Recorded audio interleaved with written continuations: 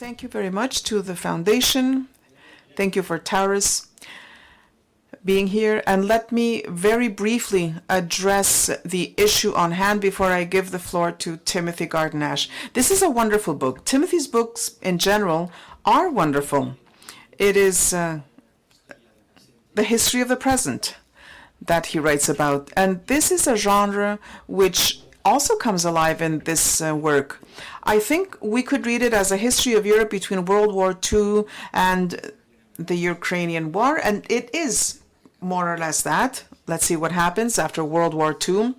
But two more things that Timothy's books always are, which is a journalistic achievement. In other words, yes, he relays the information and he goes to where that history has taken place and he talks with the persons involved. In this book, Timothy speaks with Gorbachev, with George Bush, with Helmut Kohl, with Felipe González. So he really does have first-hand statements, which is much more than what historians usually achieve. And it's also a little bit of a remembrance of sorts. Timothy has lived in Europe. He studied in Berlin, in East Berlin, where he was actually spied upon by Stasi, and he actually has written about that. He has traveled all of Europe, and it is a triple book. So it's history of Europe, it is a journalistic oeuvre, and a book of the personal memories. So I switched to English.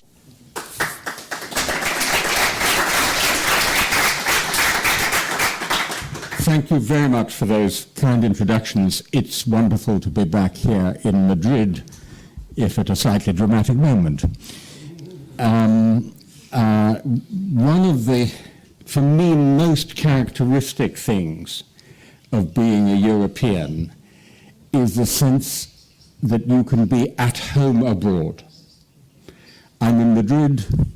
Last week I was in Copenhagen, I was in Stockholm, I was in Athens. You're abroad, but also because you're a European, you're at home. And that seems to me the unique feature of being a European, which explains the English title of this book, Homelands. We can have homelands in the plural.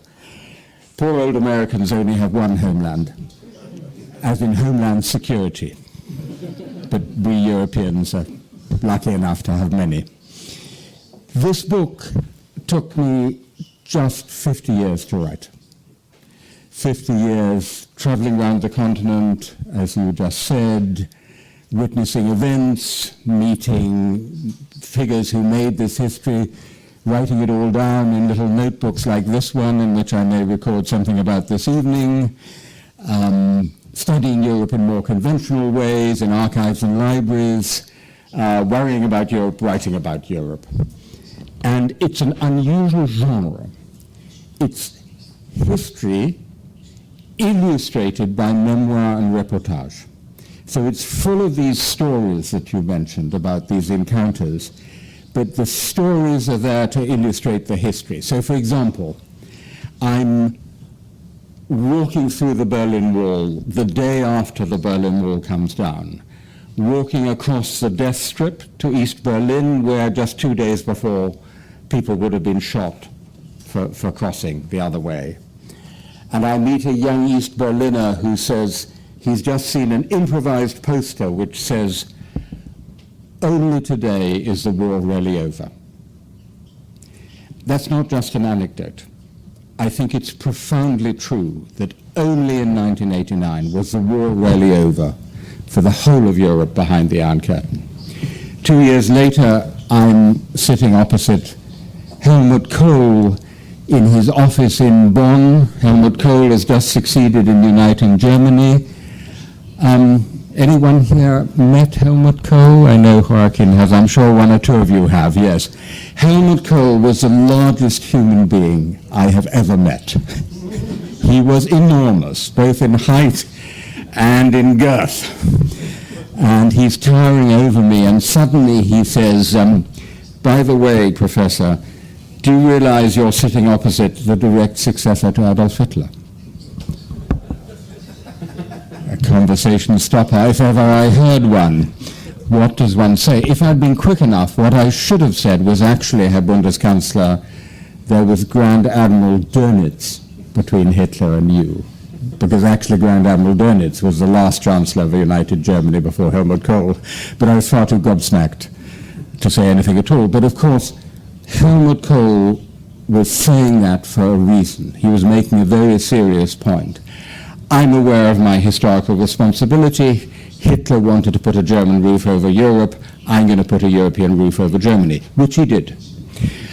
3 years after that, I'm at a conference in St. Petersburg, full of goodwill between the West and Russia, except for one rather unpleasant-looking little man, some kind of sidekick of the mayor of St. Petersburg, who on the second day of this conference rather spoils the good atmosphere by piping up and saying, we have to remember that there are territories that were historically always Russian, and we in the Russian Federation have a duty towards them.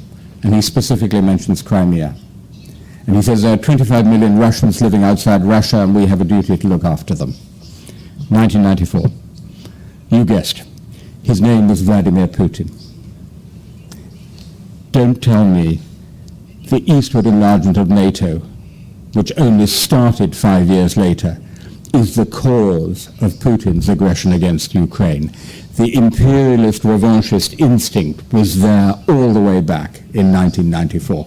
So each story illustrates a history, and the history is a story of Europe and freedom, the two leitmotifs of my life's work. So when I started, you mentioned this, traveling to Europe as a very young man in 1972-73, most Europeans still lived under dictatorships. This will be surprising news to most young Europeans today. We did the sums. 289 million Europeans lived under democracies, 389 million under dictatorships. Not just the whole of Europe behind the Iron Curtain and in southeastern Europe, but of course Greece, Portugal, and Spain. Spain was still under a dictatorship.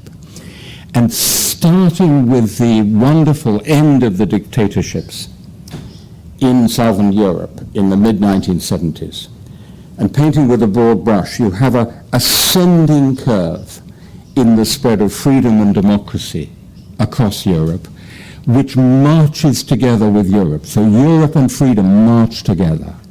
Through 1989, the spread to East Central Europe, to the Baltic states, to Southeastern Europe, to Ukraine, and an unprecedented enlargement of Europe, the European Union, and the geopolitical West. 6 members in 1972, 27 by 2007. NATO, 15 members in 1972, 26 by 2007. Of course, it wasn't a continuous, uninterrupted period. There were 5 wars in former Yugoslavia, there was 9/11, but nonetheless, painting with a broad brush, this broad ascending curve.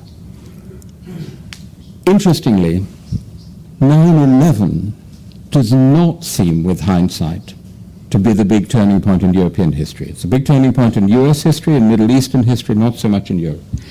In Europe, the big turning point is 2008. The simultaneous eruption of the global financial crisis and Putin's seizure of 2 great chunks of Georgia, both within a month of each other, summer, autumn 2008, start what I call a cascade of crises going down through the next 15 years. The global financial crisis segues into the Great Recession, and as you know very well in this country, the Eurozone crisis. In 2010 already, Viktor Orban starts demolishing democracy in Hungary, so that you now have a full member state of the EU which is no longer a democracy. 2014, Putin does what he was talking about 20 years before, in 1994. He actually goes and seizes Crimea and starts the war in eastern Ukraine, because as Ukrainians always remind us, this war didn't just start last year. It started more than 9 years ago. 2015, the refugee crisis, Brexit, Trump, the spread of populism, COVID pandemic, all the way down to the 24th of February, 2022, and the beginning of the largest war in Europe since 1945, as you mentioned, so that unexpectedly the book is bookended by the end of one big war and the beginning of another in Ukraine. I argue that that full-scale invasion of Ukraine and the war that is still going on to this day ended what I call the post-wall era. So we have the post-war period from 1945 to 1989, and then what I call the post-wall period from the fall of the Berlin Wall on the 9th of November 1989 through to the 24th of February 2022. And one of the questions of the book, well, I mean, there are two things in the book. One is the question, why? What went wrong? Why, after things seemed to have gone so well for so long, did we go into this downward turn, into this cascade of crises? I think a large part of the answer is our old Greek friend, hubris in multiple variants, and underlying it, a fundamental mistake in the way we think about history. Basically, in the early to mid-2000s, we came to think that we knew which way history was going, and that as things had gone, namely rather well, things would continue to go. So we turned history with a small h into history with a capital H, a Hegelian process of the inevitable progress towards freedom. But nothing in history is inevitable. And that's also the good news, because if the continuation of that upward curve was not inevitable, nor is the continuation of the downward curve that we're in at the moment, right? It's always up to us. And that's the second point of the book, which is to say to my fellow Europeans, and I write as an English European, young and old, but particularly young Europeans, who tend to take this Europe for granted, hey guys, we have built the best Europe we have ever had. I insist, the best Europe we have ever had. If you can find me a better one in history, I'll be interested to hear about it. But it's now seriously under threat. And as we saw in former Yugoslavia, as we've seen in Ukraine, as we've seen in many countries in Europe, in Hungary, for example, it can very quickly be unraveled. All those achievements can be demolished. And therefore, we need to mobilize to defend this Europe that we have created. So that's a very, very brief introduction to the book. And on that note, I know that, the thing about being a historian is when you go and talk as a historian, people always want to ask you about the future. So I know you'll be most interested in the future, so I look forward to talking about the present and the future with Ramon, but I just wanted to give you some sense of this book before we go into that conversation. I look forward very much to the conversation. Thank you.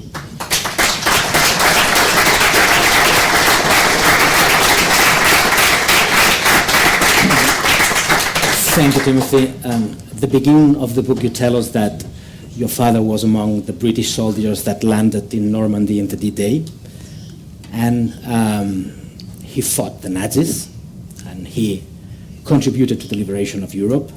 And 60 years after the D-Day, you wanted to be in the place where your father was fighting, in the north of Germany, and you met one man who was the son of one of the German soldiers that your father defeated 60 years before.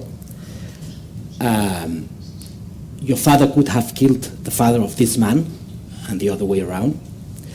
But you liked each other. You were more or less the same age. You strolled in a boot where there had been very dramatic killings in the Second World War, but you became more or less friends.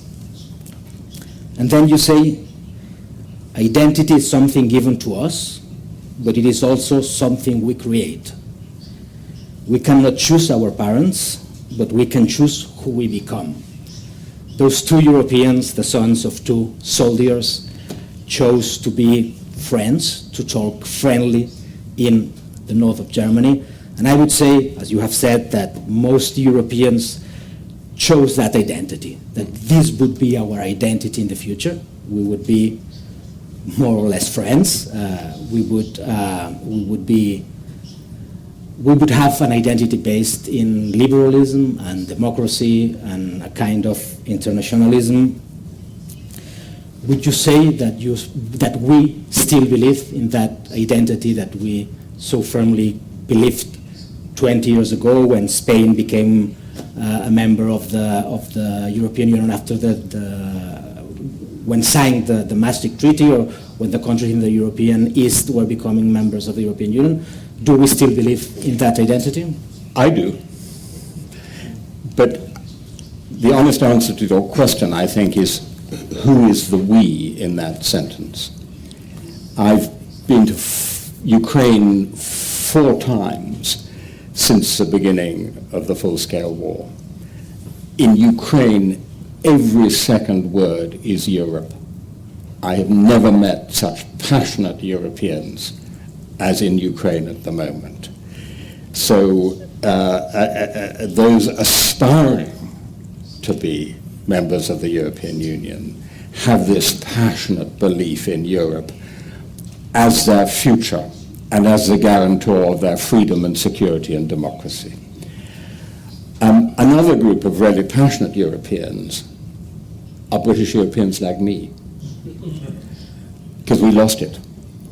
I say in the book the 2 largest pro-European demonstrations I have seen in recent times have been in Kiev and in London. I will never forget that we were demonstrating against Brexit and for a second referendum. A sea of European flags encircling the Duke of Wellington's house in the centre of London. I mean, just a huge demonstration. Banners saying things like, I love EU, I love you, and so on. So I think it's situational.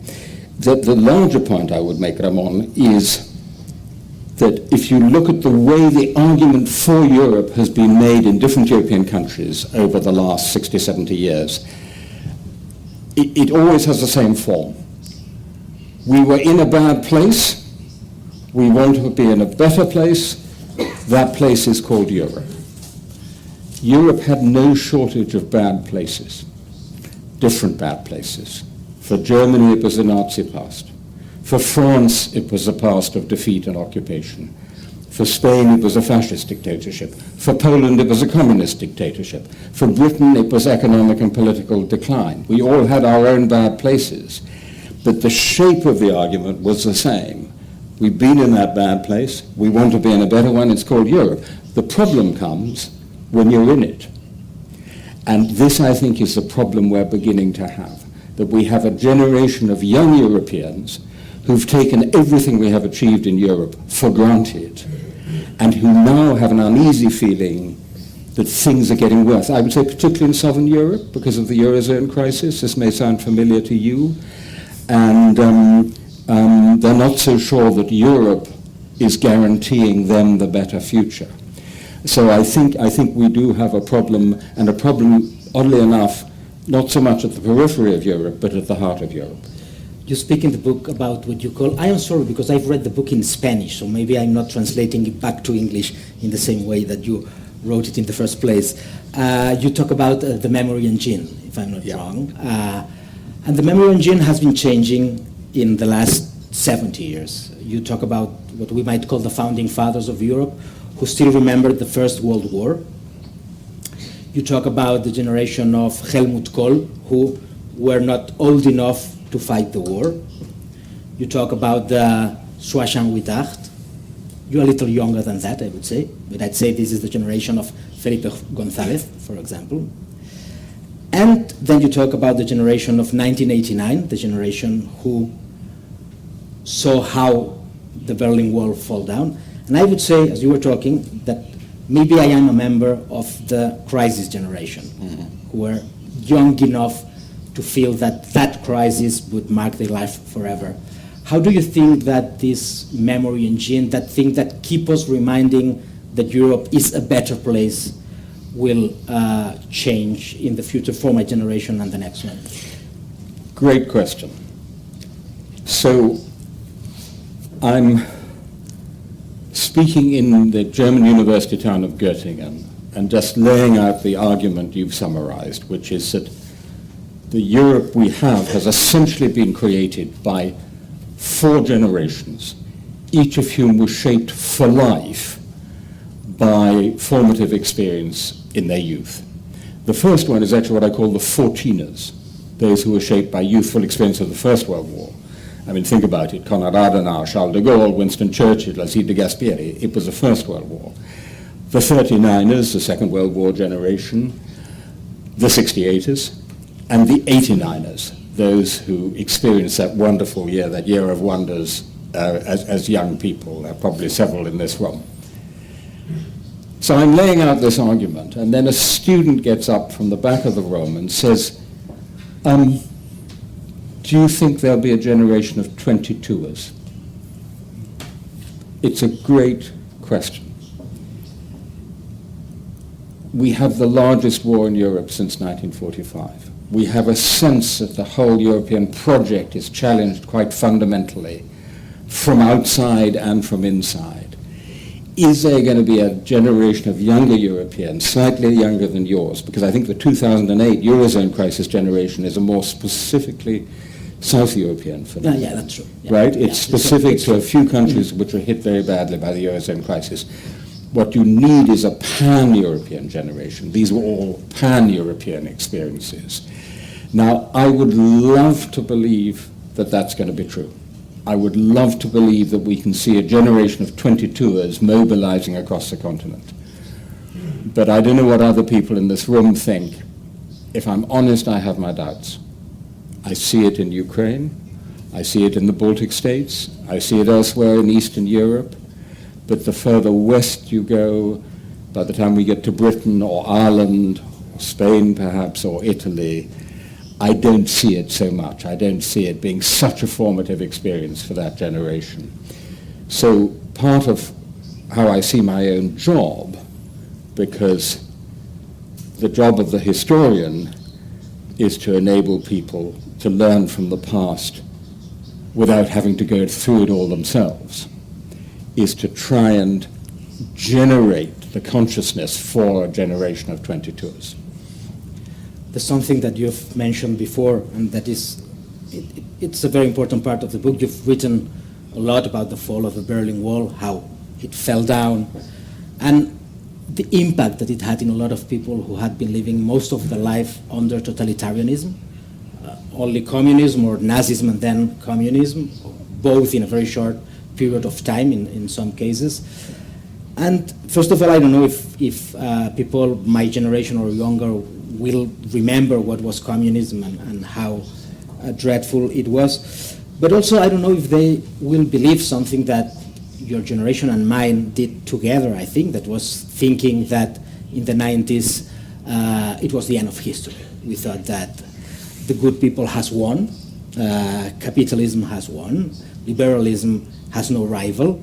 Even though we can like or dislike the term of the end of history, I think there was some optimism in that era, and that we were a little arrogant. And you say that you thought that we thought liberty was a specific kind of capitalism, a specific kind of economic model, and that probably we were wrong. How do you think about that era now?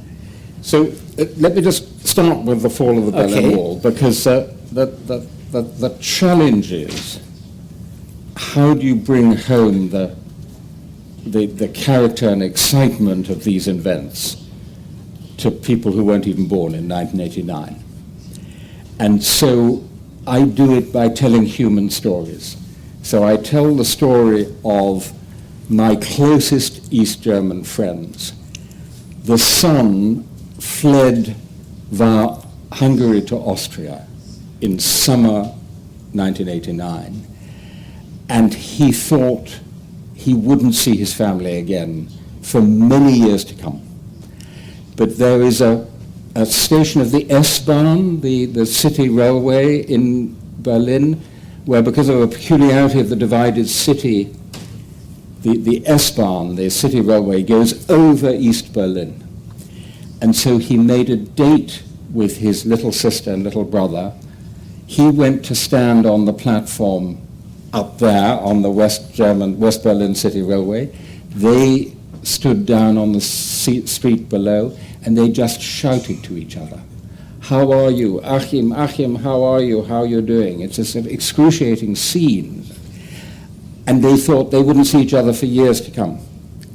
And then this miracle happens, and the wall comes down, and Joachim's father, Werner, my dear friend, thinks he's going to drive across. And so in one of the first waves of people going through the crossing, which has just been opened at Bornholmer Strasse, he goes across with his daughter and a friend.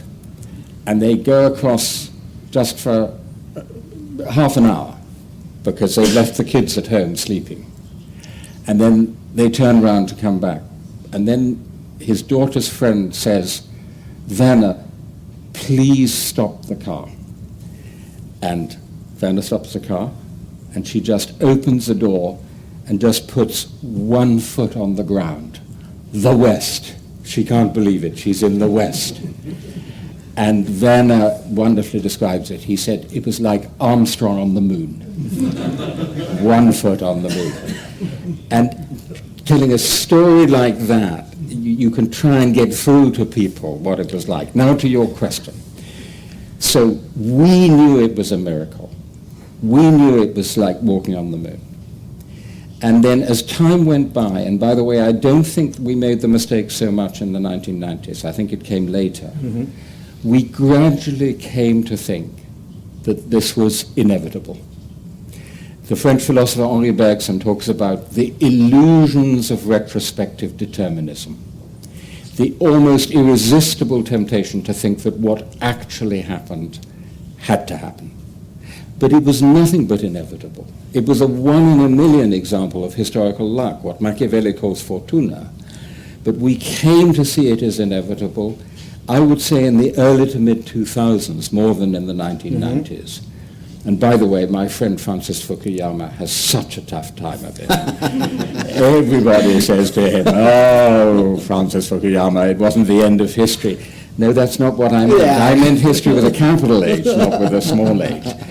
But we did start making that mistake in the early to mid-2000s, and just when we'd convinced ourselves that history was inevitably going our way, it started going wrong. There's a joke that you tell in the book, a Soviet joke, I think. Timothy tells that Marxist intellectuals had been thinking how to turn a capitalist society into a communist society for decades. And they had more or less an idea about how to do it, but they had no idea about how to turn a communist society into a capitalist society. And the joke says something like, we knew how to turn an aquarium into a soup fish, but we didn't know how to turn a soup fish into an aquarium. Yeah. Do you think it's not as radical as it was back then? But are our societies changing? Are our liberal societies, liberal democracies changing into something else? Of course, it's not a change as radical as it was back then. But are we changing into something else? I think we're still aquariums or aquaria, depending on your preferred plural, of a very varied kind. But the problem is, if we are aquariums, we're aquariums with a lot of very unhappy fish. So one of the points of the book was liberal self-criticism. If I'm talking about this downward turn, about what went wrong, we have to understand what we got wrong, our own mistake. And one of our mistakes, and I speak as a liberal European, and liberal in the broadest sense, small L liberal, is that we quite rightly devoted a lot of our time to the other half of the world. We tended to neglect the other half of our own societies. And it wasn't just a question of the inequality of income and property, what you referred to, economic, the reduction of liberalism to the economic. It was also what I call the inequality of attention and respect. a lot of people in our societies felt they were just not being taken seriously. They were being ignored, not respected by remote, liberal, metropolitan, cosmopolitan elites. The Polish populists have a very interesting phrase. They talk about the redistribution of respect, not just of money, the redistribution of respect. And then the populists came along and seized on that electorate. So that one of the great challenges for us, as in the broader sense liberal Europeans, and I mean liberal left and liberal right and liberal center, is how to win back that other half of our societies, which is still tempted, very strongly tempted, to vote for the populists. As you know, and I'm not going to ask you for that directly, as you know, it's a very peculiar moment in Spain, political moment in Spain. In Spain, at least for my generation, we tend to see as if for the last century, I'd say, Europe was a kind of a solution for most of Spanish problems, for problems with dictatorship, with problems with modernity. We expected that Europe would solve most of that problems, and I would say that it certainly did. From the 1980s on, the generation that made Spanish a fully European country achieved things that were, I wouldn't say new, but kind of new in Spanish history. At the point that I would say that my generation took that for granted. We were Europeans, we were in a liberal democracy, it would go on forever, as you said, for the rest of Europe. I'm not going to ask you for the peculiar situation in Spain now, but there is something interesting when I was reading your book, that in the situation now in Spain, both sides of the political debate are still thinking that Europe is the solution. A lot of people on the right is thinking that if what is happening with the government now is wrong, Europe will help us to address it. The other part of the debate is saying Europe will recognize that we are doing the right thing. I'm not asking you about the specifics because they are very difficult, and I'm not going to ask you, but what do you think when a Spaniard or the Spanish debate is still thinking that Europe is very much a part of the solution to our problems? So, I mean, first of all, as I hinted in my opening remarks, for me, Spain is a classic case of how Europe and freedom and democracy march together. That's how I think of the Spanish story, as being a wonderful example of that. And so obviously, you know, it's concerning if that's in question. Two comments. First of all, the European Union has tremendous normative power when countries want to join it as accession countries. Once countries are inside the EU, it turns out that they can do pretty much what they like, and the normative power is much, much less. And I think that it's becoming increasingly apparent that that is a major problem of the European Union. I'm not going to talk about Spain specifically, but let me talk about a really extreme example, which is Hungary. Another mistake that I and my friends made was to believe that countries like Hungary and Poland were consolidated democracies, and that their democracy would be guaranteed and secured by their membership of the European Union, right?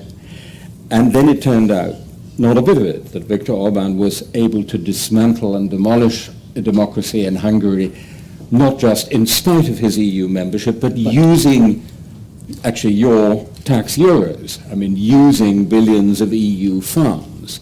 So I think, stepping back from the specifics of the Spanish case, there is a structural problem which the EU is going to badly need to address if we're going to make a success of enlargement, because we're in prospect taking on a number of countries which, to put it mildly, might have authoritarian tendencies.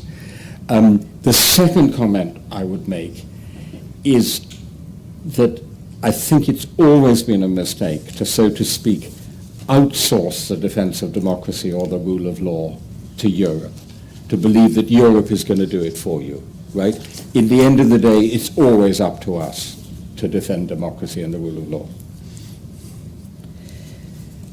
I'm going to make you my last question before opening the floor. Something that you ask yourself in the beginning of the book is something we have all asked ourselves in a different way. What do we talk about when we talk about Europe? And you say we talk about at least 4 different things. There is geographical Europe, something on the earth which goes from, I don't know, Lisbon to Moscow or Istanbul. There's a history that most of the time we link to Western Europe more than Eastern Europe, I would say. There's something we link to culture and values that begins with Rome and then goes with the church and Christianism and Enlightenment and liberalism. And then there is what we call the European institution, which is quite new. And there is something that you say after that, whatever Europe is, its language is translation. Mm-hmm. Europe's language is translation. We translate each other all the time.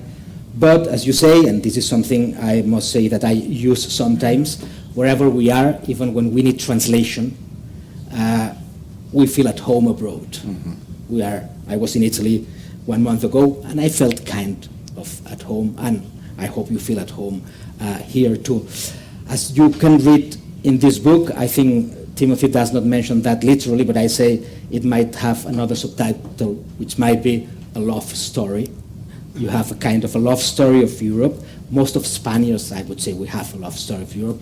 How would you say, if it's a geographical, a cultural, a historical, also a linguistic reality, what's your relation of Europe with Europe after those 50 years thinking, traveling, writing as you have done? Well, I remain a passionate European, an English European, someone with many homelands. They exist. No, don't laugh. There are quite a lot of us, actually, and we're coming back too. So I mean, Europe is my life. I'm a passionate European. But if I can just pick up on something you said, I mean, you know, this is not a book simply about the European Union. It's about the real Europe, which is 50 different countries, different languages, different cuisines, different ways of being, different ways of life, which yet have all these echoes and things in common. So it's that diversity. And the key to the future of Europe is to find the right balance between unity and diversity, right? So for 2,000 years, we Europeans have been having this love-hate affair with Rome.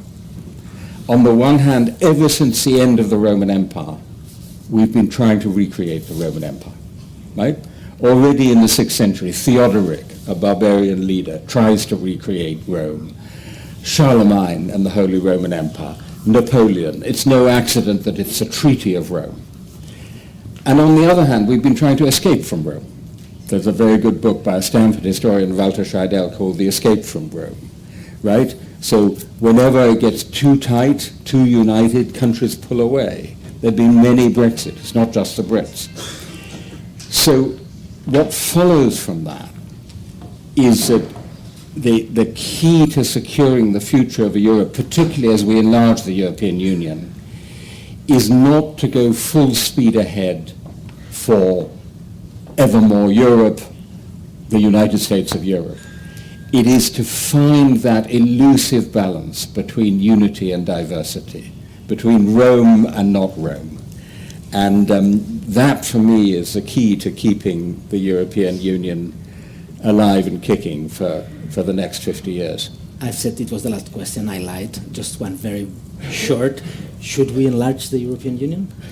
Emphatically, enlargement is the great success story of the European Union. After all, Spain wouldn't be part of the European Union unless it had been enlarged. And it's not only because these are European countries that want to be democracies and part of the European Union. It's not only their own desire. It's also because we are now in a world of giants, of non-European great and middle powers. It's no longer just the United States and us. It's Russia, it's China, it's India, it's Turkey, it's Brazil, it's South Africa. And in a world of giants, you've got to be a giant yourself. So actually that enlargement, if done right, will also enhance our European power. By the way, particularly if we've got a President Trump coming down the tracks, which is entirely possible next year, it will also enhance our European power so that we can defend our own interests and our own values in this quite rough and tumble world. No tenemos tiempo para más, lo siento de veras. We don't have any more time because Timothy has a previous engagement. So thank you very much.